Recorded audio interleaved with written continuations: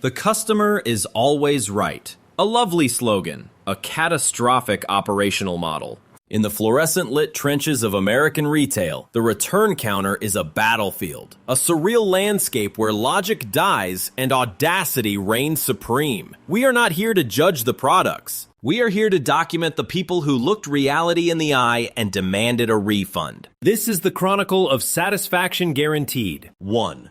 The Arbitration of Gravity. A customer returned a perfectly functional snow globe. The complaint wasn't a defect, a crack, or a leak. The complaint was that the snow fell way too fast. She was genuinely, profoundly disappointed that the miniature winter wonderland inside defaulted to what she perceived as a blizzard setting, rather than the gentle flurry she had pictured. She was, in essence, attempting to return the laws of physics for store credit. This wasn't a product failure. It was a grievance against gravity and fluid dynamics.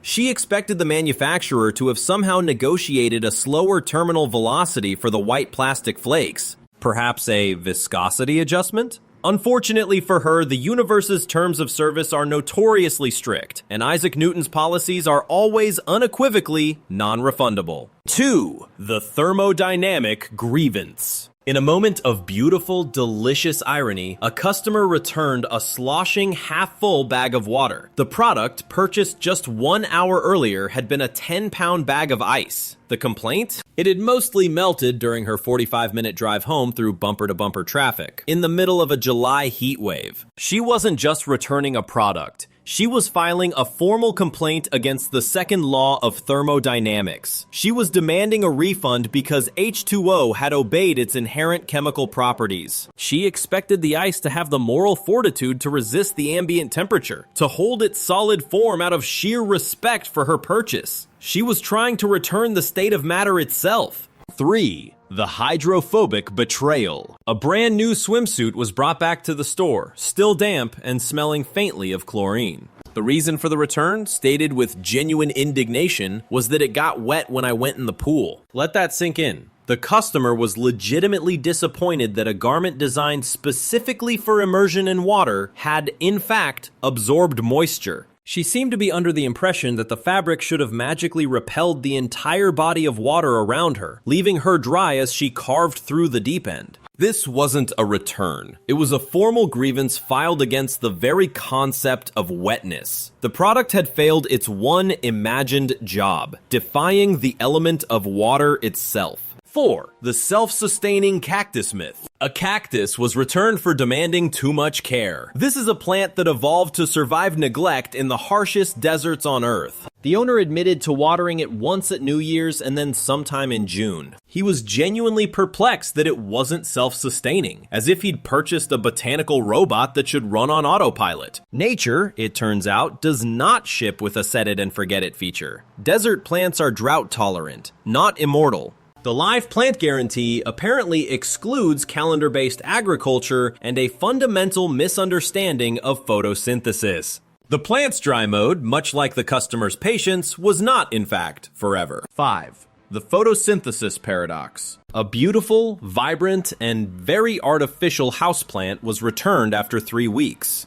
The customer was genuinely upset. Despite her dedicated daily watering schedule, the plant had completely, stubbornly failed to grow. She had spent 21 days nurturing a piece of injection-molded plastic, expecting biological results. She was now demanding a refund for this horticultural betrayal. The store employee was left with the surreal task of explaining that polyester and photosynthesis are not compatible concepts. Her green thumb, it turns out, was made of the exact same material as the plant, 100% synthetic, and completely impervious to reason. 6. The proof of purchase. In a spectacular failure to grasp an entire marketing concept, a customer returned a head of organic lettuce. The reason for this egregious product failure? She had found a tiny, harmless insect on one of the leaves. She saw this not as the very proof she had paid a premium for, evidence that the farm wasn't carpet bombing its crops with toxic chemical pesticides. She saw it as a disgusting defect. She had purchased the idea of organic, but was horrified by the reality of it.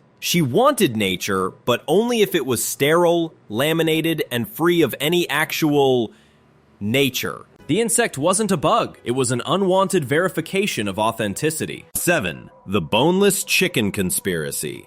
A complaint was lodged against a bag of frozen boneless chicken wings. The customer was absolutely furious. After cooking them, he discovered to his horror that they were just pieces of chicken breast, not, as he apparently believed, actual wings harvested from a specialized, genetically engineered boneless chicken. He was filing a formal grievance against both the grocery store and the entire field of avian biology. He felt deceived by the marketing, betrayed by the food industry, and baffled by the anatomical limitations of poultry. This wasn't a complaint about a product. It was a man staring into the void of processed food terminology and realizing the entire system was built on a lie. 8. The Furry Accessory. This one comes not from a store, but from a pet adoption agency. A woman attempted to return a cat she had adopted just 1 week earlier. The shocking reason, which she stated without a hint of irony, its black and white fur didn't match the new beige curtains in her living room. She wasn't looking for a pet, a companion, or a living creature. She was looking for a furry, self-cleaning accessory, a throw pillow that purred. The shelter, which deals in matters of life and death, was suddenly forced to operate as a high-end interior design depot, processing returns for sentient beings that failed a color swatch test. The cat, mercifully, was returned to safety, presumably to await an owner who wasn't decorating on a sociopathic whim. 9. The Beagles Alibi.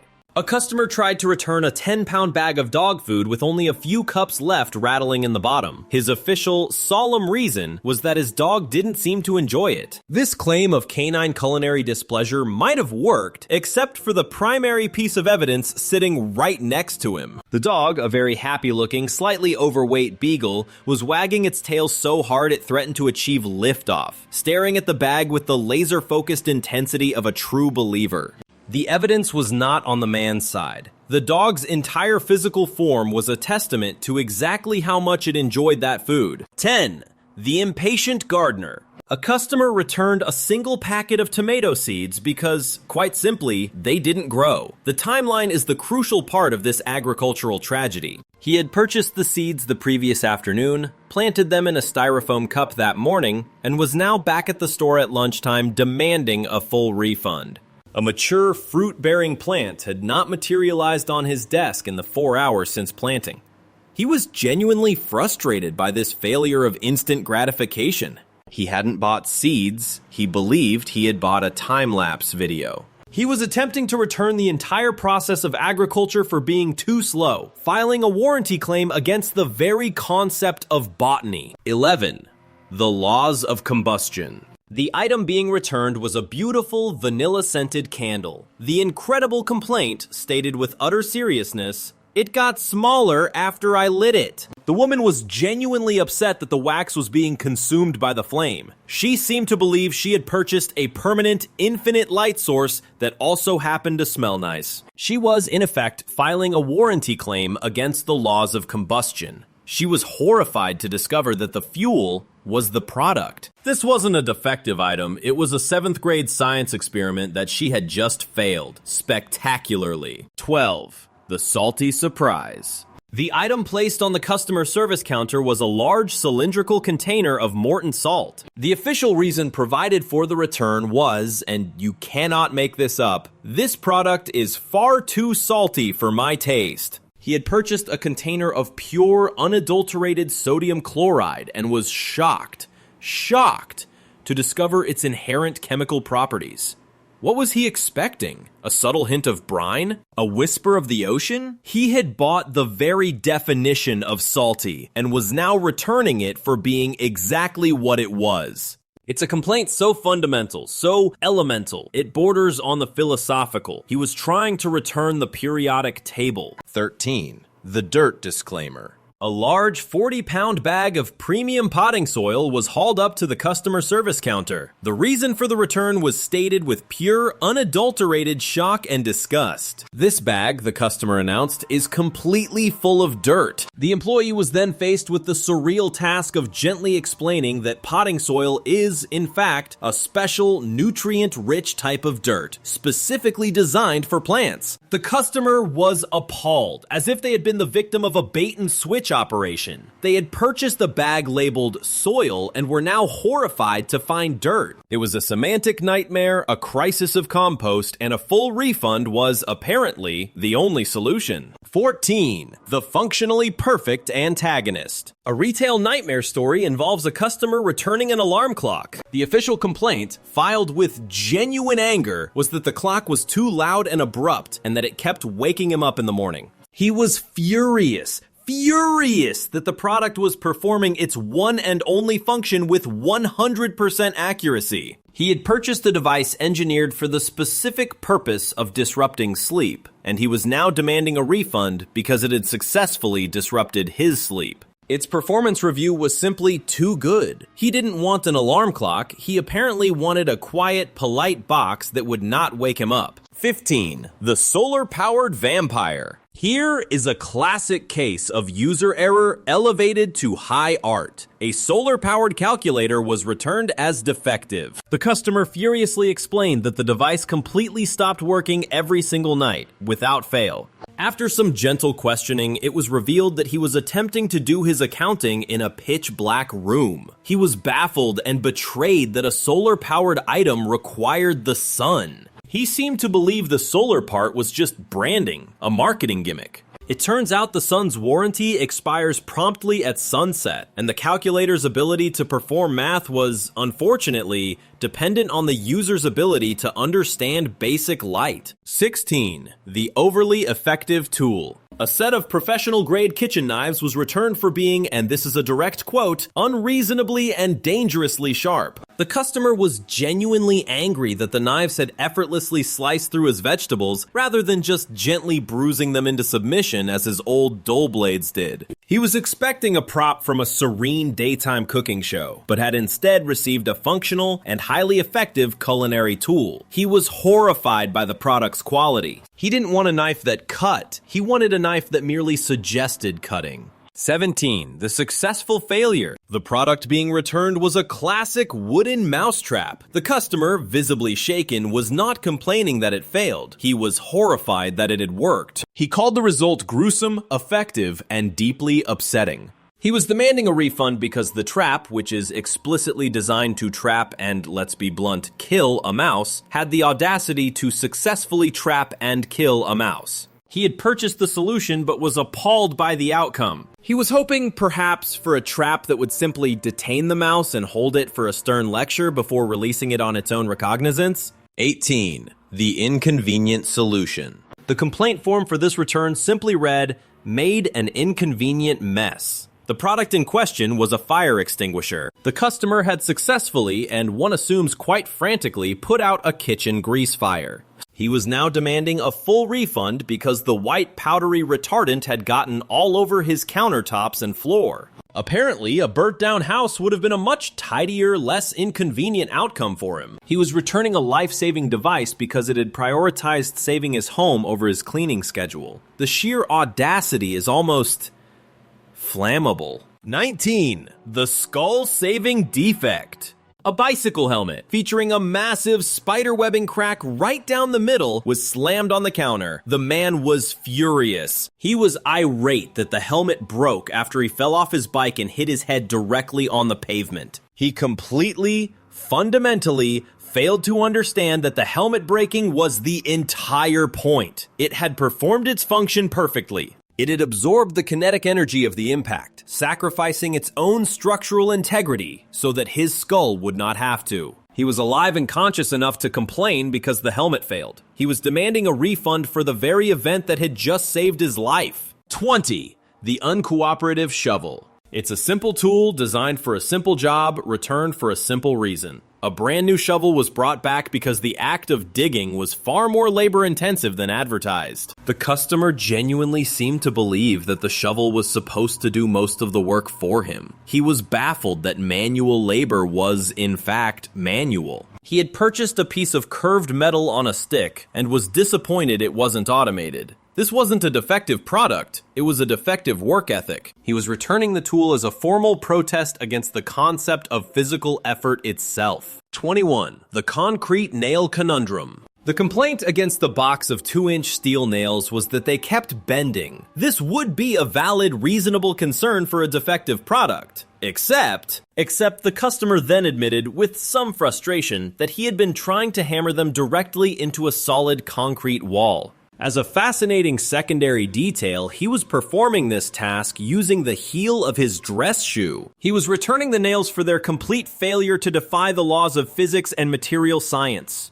He wasn't just returning the nails, he was returning his own failed home improvement project, blaming the tools for his catastrophic lack of judgment. 22.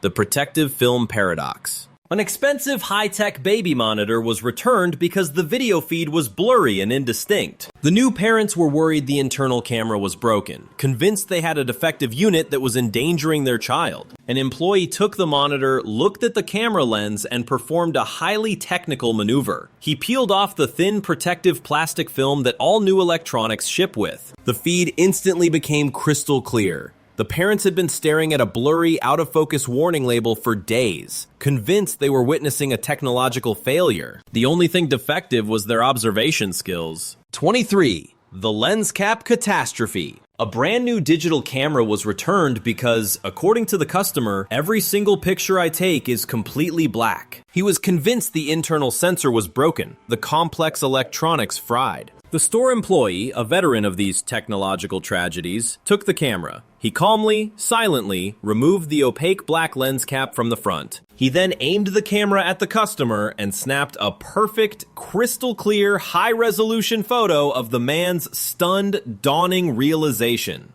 The camera worked. The user, however, was still in sleep mode. 24. The Battery-Blocking Betrayal. A brand new universal remote control was returned for being completely dead on arrival. The customer swore he had tried everything. He had pointed it at his TV with increasing fury, banged it against his palm, and cursed the manufacturer. The store employee took the remote.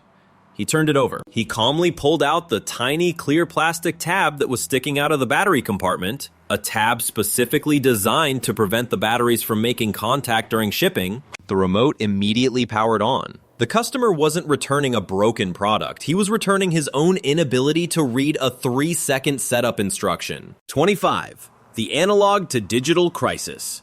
A state-of-the-art Blu-ray player was returned for not playing my movies. The employee was about to process the refund until he saw the movies in question. The customer had brought them along as evidence, a dusty, moldering collection of bulky VHS tapes from the 1990s. He had been trying to physically shove the rectangular cassettes into the slim disc-shaped tray. He was furious that this futuristic machine would not accept his analog relics. He wasn't just confused, he was expecting some kind of technological miracle, a magical conversion process that simply does not exist outside of science fiction. 26. The Bagel Setting Betrayal. A kitchen toaster was brought back because it was only toasting one side of the bread. The customer was deeply frustrated by this obvious manufacturing flaw. How could a toaster fail at its one job? After a quick 10-second inspection, the employee pointed to a small illuminated button on the side of the machine. A button clearly labeled Bagel. The customer, it turned out, was living on the bagel setting.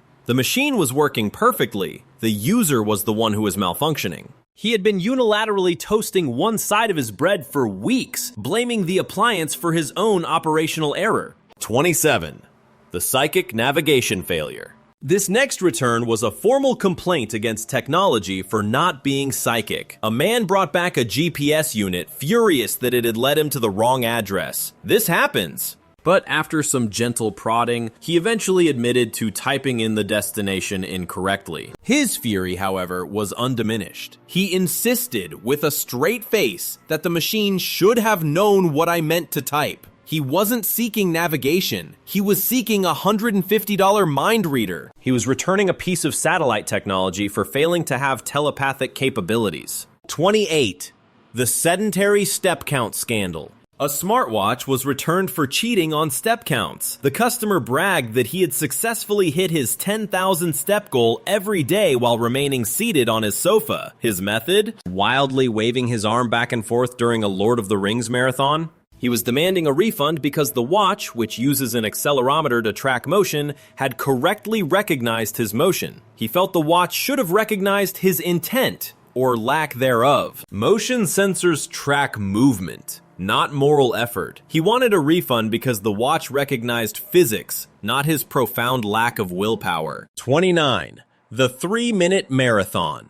A top-of-the-line treadmill was returned after 1 week because, as the customer put it, it didn't make me any thinner. A perfectly valid complaint, if true. The manager, suspicious, checked the machine's internal usage log. This digital diary told a different story. The treadmill had been used exactly once, for a grand total of 3 minutes at the slowest possible walking speed. For the other 167 hours and 57 minutes of the week, it had served as a very expensive clothes hanger. He was returning the machine for failing to magically vaporize fat while he was in another room. 30.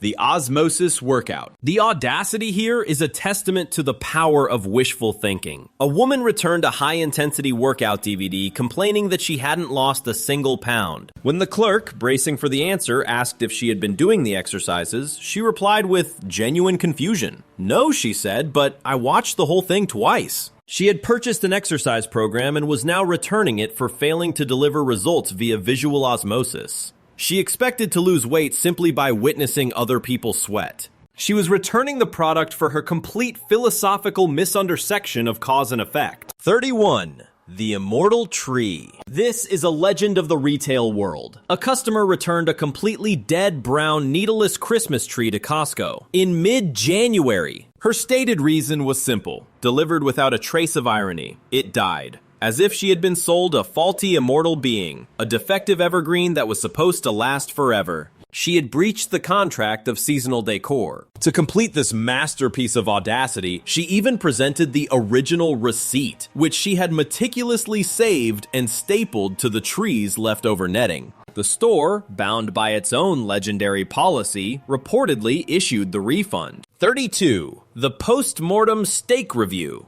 A man brought back an empty, blood-stained styrofoam steak package demanding his money back. The complaint? The meat was unacceptably tough. As his proof, he offered a single, grisly leftover bite that he had apparently saved. The steak's toughness, it seems, must have spiked dramatically on that final, fully consumed ounce. He had performed a thorough plate-clearing investigation into the meat's quality and was now ready to publish his findings at the service desk. The free taste test portion had officially and completely expired. 33. The Salty Hypothesis. A jar of pickles was returned with only one single, lonely pickle left floating inside. The complaint, handwritten on the form, excessive sodium. This conclusion, we must assume, was reached after a thorough, jar-long investigation. The customer had painstakingly eaten his way through 98% of the product, each bite a reluctant step deeper into his salty hypothesis. The empty space in the jar served as the peer review for his findings. The study was complete. The refund he was demanding was, apparently, his research grant. 34. The Aftertaste Investigation. The audacity here is something to behold. An empty bottle of very expensive wine was placed on the return counter. The customer wanted a full refund because he didn't enjoy the aftertaste. He insisted, with the weary air of a martyr, that he had to drink the entire bottle, glass by painful, agonizing glass, just to be absolutely sure. It was a grueling 750 milliliter long experiment in unhappiness. He wasn't returning a product. He was submitting his invoice for a long night of dedicated high-alcohol quality assurance testing. 35. The Un-Delicious Hemisphere. A customer brought back exactly half of a watermelon, demanding a 50% refund. His airtight logic, presented with the confidence of a seasoned litigator, was that he had only enjoyed the first half. The implication was that the second half, which he had also presumably consumed, was subpar. Or perhaps he simply wanted to pay a la carte for his melon experience. The sheer, unblinking confidence in this transactional philosophy, this fractional refund policy he had just invented, was so stunning, the manager actually gave it to him. He was successfully refunded for the non-delicious hemisphere. 36. The 2-minute culinary tragedy. A frozen pizza was returned for false advertising. The photo on the box showed bubbling cheese, perfect pepperoni rosettes, and a golden brown crust. His result, he claimed, looked tragic. The tragedy was revealed when he explained his cooking method. He had baked this oven-ready pizza by placing it on a paper plate, microwaving it for 2 minutes, and then calling corporate. The packaging clearly showed an oven, not a radiation chamber. Microwaves are for reheating coffee, not for performing culinary miracles. This was a case of culinary malpractice, not product failure. 37. The first paper anniversary. In a stunning test of bakery policy, a couple tried to return the frozen, freezer-burned top tier of their wedding cake. The reason cited, with complete sincerity, was that it tasted stale. This return attempt was made exactly 1 year after their wedding day. They had dutifully followed the tradition of freezing the cake top, only to discover that year-old freezer-burned cake does not, in fact, taste fresh.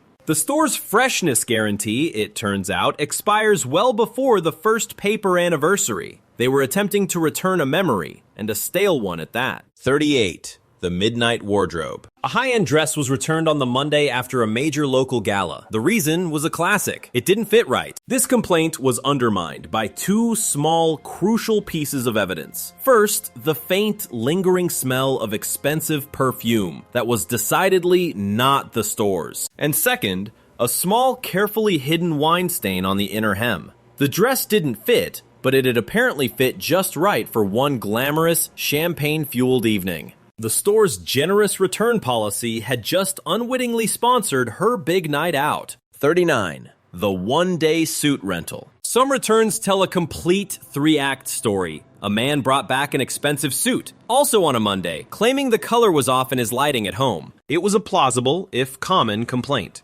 Plausible, that is, until the clerk checked the pockets. Tucked deep inside the breast pocket was a crumpled program from a wedding that had taken place that past Saturday. The suit's color wasn't off. Its one-day rental mission was simply over. The mission had been a smashing success, and it was now time to debrief at the refund desk. 40. The post-holiday blues. A 7-foot inflatable snowman was returned to the store on December 27th. The reason listed with brutal efficiency. Product no longer needed. This was not a defective snowman. This was a retired snowman. The base of the inflatable was caked in mud and dried grass. Clear evidence of its month-long, dutiful tour of duty on the front lawn. It had brought joy, it had signaled festivity, and now it was being dishonorably discharged. The holiday spirit, it seems, has a 30-day return window. 41. The free rental. A man returned a professional-grade floor sander after 1 weekend of heavy use. He claimed it had suddenly stopped working. The machine, however, was covered in a thick, choking layer of sawdust. Its sanding pads were worn down to the backing, frayed and useless. It looked like a tool that had just survived a war. The man's living room floors, one employee noted, had never looked better. The defect had miraculously appeared the exact moment the weekend project was completed. The free rental period had officially expired. 42. The concrete evidence. A pair of steel-toed work boots were returned for being uncomfortable. This is a common complaint for new boots, except these boots were not new. They were so caked in dried concrete grime and scuffs that they looked like they had just been excavated from a collapsed building. Comfort had clearly been sacrificed for a very successful, very messy, and very completed weekend project. The discomfort wasn't the boots' fault. It was the fault of the small quarry's worth of cement he'd waded through. 43. The drifter's regret. A guy tried returning a set of 4 completely bald tires. He argued they wore out too fast. This might have been a valid warranty claim until he proudly admitted he'd spent the entire weekend using them in a competitive drifting and burnout show. He just felt, given the price, that they should have held up better to the extreme, purposeful, high-friction abuse. He was essentially returning the ashes of a bonfire and complaining that the wood was flammable. Burnouts were on his weekend schedule, but refunds were not. 44. The Plungers performance review. From the customer service logbook, a masterpiece of the genre, a used toilet plunger was returned. The official reason provided by the customer was that it didn't perform as expected. However, the conclusive, unavoidable, and deeply unpleasant physical evidence still clinging to the tool told a much different, much more successful story. It had clearly seen a very intense tour of duty. Some jobs are just too messy for a refund. The plunger had done its job. The customer, however, was trying to undo his. 45. The perfect crime. A customer returned a brand new flat-screen TV claiming it was dead on arrival. Everything looked legit. The box was pristine, the paperwork was in order. Everything looked legit, that is, until an employee checked the serial numbers. The number on the TV inside the box was different from the serial number on the box. The customer had simply and quite brilliantly put his old, broken, identical model TV into the new box and attempted a perfect swap. It was the perfect crime, foiled by a tiny sticker and a database. 46. The expired gift. Here is a masterclass in shameless audacity. A customer returned a gift card claiming it wouldn't work at the register. This is a common technical glitch. A quick check of the card's history, however, showed that the entire $50 balance had been spent on the company's website just 1 hour prior to this return attempt. He wasn't returning a defective product. He was attempting a low-tech, digital-age bank heist. He was trying to cash out the same $50 twice, treating the gift card like an infinite money glitch. 47. The defective contract of chance. The logic on this one is so pure, it's almost the work of art. A man tried to return a losing lottery ticket to a gas station, demanding a full refund. His argument was flawless in its simplicity. The ticket was a defective product. It had one primary function, to make him rich, and it had failed to perform this function spectacularly. He wasn't angry at fate. He was filing a warranty claim against probability. In his mind, he hadn't gambled and lost. He had purchased a small paper machine designed for wealth generation, and the machine was broken. He was treating the lottery not as a game of astronomical odds, but as a straightforward consumer transaction. 48. The 60-Second Swindle. A self-help book titled The 1 Minute Millionaire was returned for a full refund. The man's reason was simple, logical, and profound. I read the whole thing, he explained, and I'm still not rich. He had purchased the book the previous afternoon. He had given the book a full, good faith 24 hours to work its magic, and his bank account remained stubbornly unchanged. He was not demanding a refund for the book, he was demanding a refund for the promise. Instant financial gratification was not included in the 1995 price, and he considered this a grievous breach of contract. 49. The literary appeal. This one comes from a bookstore's creative complaints department. A woman returned a murder mystery novel she had just finished reading. She wasn't asking for a refund because of a printing error or missing pages. She was demanding one because she strongly disagreed with the ending and felt the author had cheated. She was not returning a product. She was attempting to file a formal literary appeal with the retail staff. She wanted her money back because the fictional outcome of the story did not meet her personal standards. It was a bad review, weaponized into a financial transaction. 50.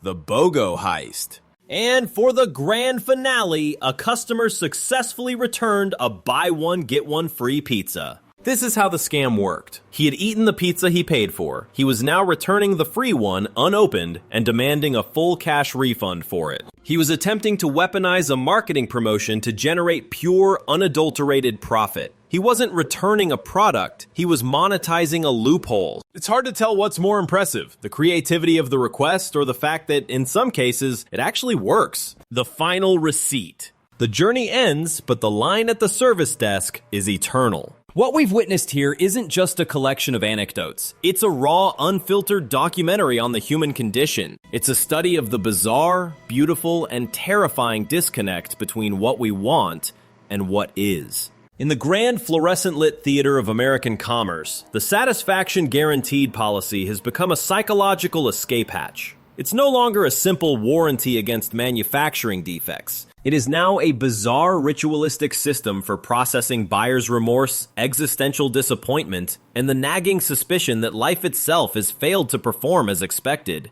The customer returning the melted ice wasn't just returning water, she was returning disappointment.